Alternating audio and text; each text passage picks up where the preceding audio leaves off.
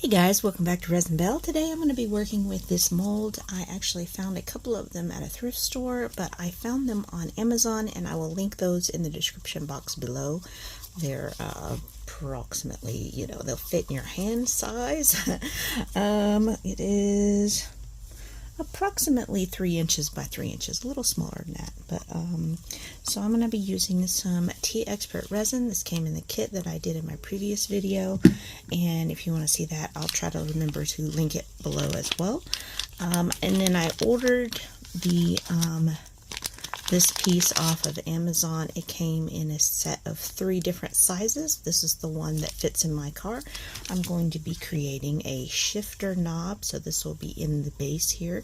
But first we got to make our resin. I think this is going to be kind of a fun shift knob for the spooky season. So you could do this with, they have some really cool like flower molds and all kinds of spheres and stuff. Any kind of a mold that is, approximately that size, you could make into a shift knob. And I have a automatic, so it's not like a standard shift knob, but it still screws on and off. So I think this will be kind of fun to put in the car. So we're going to make one of those. And I will be using product from Marbler's Colorant. I purchased this on Amazon as well. This is Flashberry Pearl. I love their mica powders. You get quite a lot for the price. These are usually around $15, but this will last you forever. And the colors are just gorgeous. So I will link the Marblers in the description box below as well. So I got to mix up some resin. And I already determined how much resin I need. If you have a mold, especially a mystery mold that maybe you just found somewhere, and you don't know how much resin you need for it, you can do a little test. Now, a lot of people say, well, fill this up with water and then measure it out to determine. But sometimes that can be a little tricky, especially if you're trying to pick up a soft, squishy mold. Full of water. Sometimes your measurement won't be right. So what you need is a graduated measuring cup or measuring device. Put your water in it. Know exactly how much is in your cup. So like this one held 100 milliliters. So I fill it up with water and then I pour it in. It didn't quite fill it up, so I ended up putting it is 130 milliliters. So I just filled it to 20 and then I poured that in and it wasn't enough, so I put 10 and 10 was exactly enough. So it was 130 milliliters. So it's a really easy way to figure out how much resin you need for a mystery mold before you make it. Now the only other thing is that I had 2 of these, so this is the one I actually did it in, and you can see there's still some water droplets on the inside. If you only have one mold, make sure you allow that to dry. Try not to dry it with like paper towels or something, because you can scratch the inside of your mold fairly easily, and you don't want your mold to be all kind of like hazy looking. So just let that dry on its own, kind of sling out and shake out the excess water. But if you have a second one of the same design, then you're all set to go. So we're going to mix up some of this resin and we'll get started. Alright, so I've pretty much got this mixed up, and we'll be moving on to the colorant here in just a second.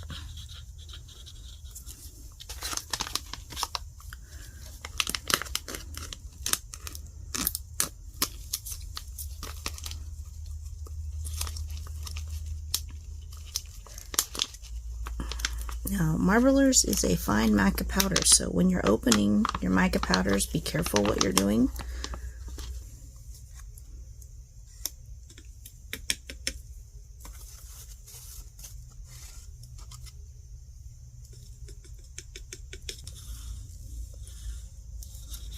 Look at that gorgeous color. Oh my gosh, it's so yummy. Okay, so I've got this setting on this box because I want to pick it up and move it into a resin curing machine, but it's not. It's a resin tumbler curing machine, so it's a nice big box.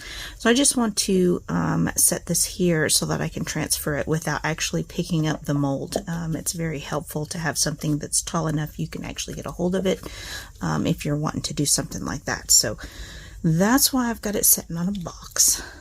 Oh God. gosh. Oh my gosh, that is so gorgeous. I love that color. It's so pretty. Okay, so we're just going to get started by pouring this in.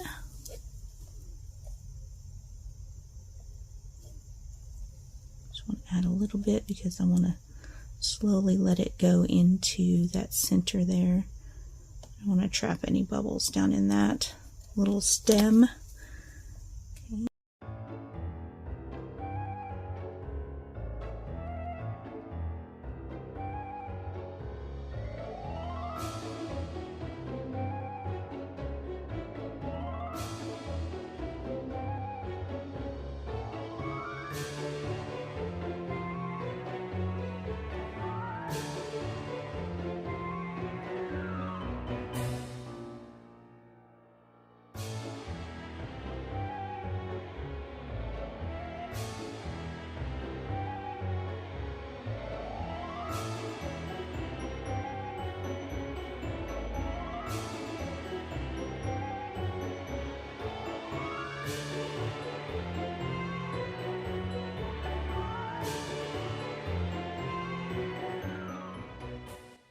Alright, so I've got it popped into the machine here. I'm just going to touch the button.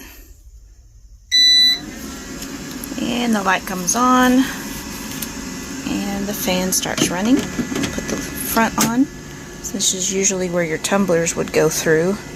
And then you could rotate them while you're curing them. But it works for larger molds as well. And I will have a link to this product in the description box as well. You can find it on Amazon. It is a great versatile tool for resin crafters. Love this machine. Okay, so I just pulled this out of there and it's mostly cured. If I push really hard with my thumbnail, I could leave a mark, but it won't stay in. So it's like at that point where you can touch it and push on it. You can't leave the fingerprint, but it still has a tiny bit of give, I guess. As opposed to, this is some that I spilled when I was making it, and you can see it is still pretty moist. It's at that kind of sticky stage.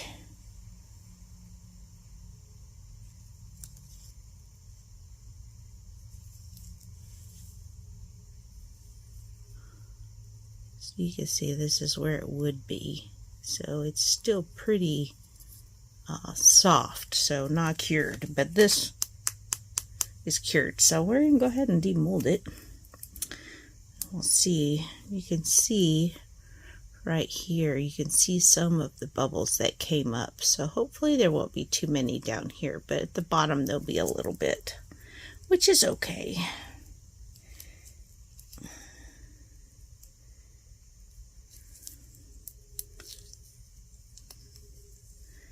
Most of this bottom edge will be sanded back anyway, so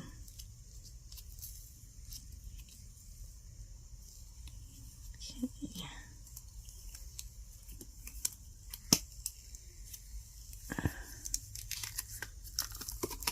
Oh, check it out. So a lot of the glitter parts of it, of that mica, kind of floated down to the bottom because I added a lot, so it kind of has a color change, which is kind of cool because there was a lot of gold flecks in that mica powder, and they kind of went to the top here, which kind of gives it a really cool design.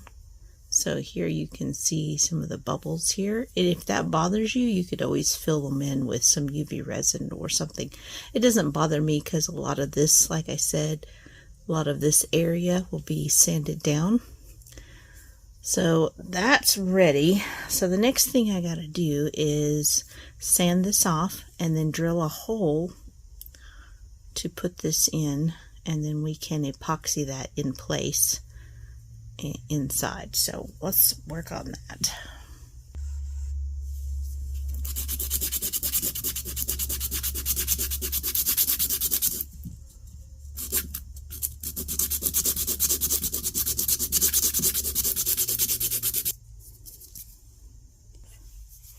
Okay, so now that I've got that kind of burred out, I've got it to where it'll go most of the way in.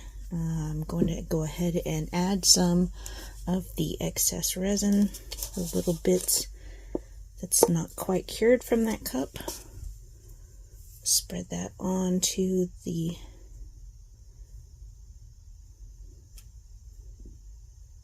that.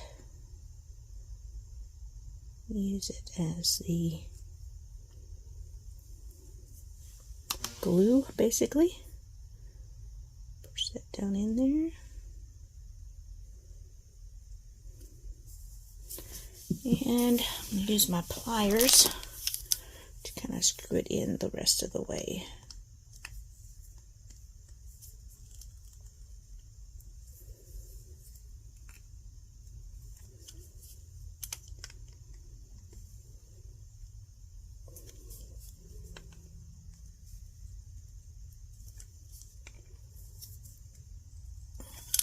There we go.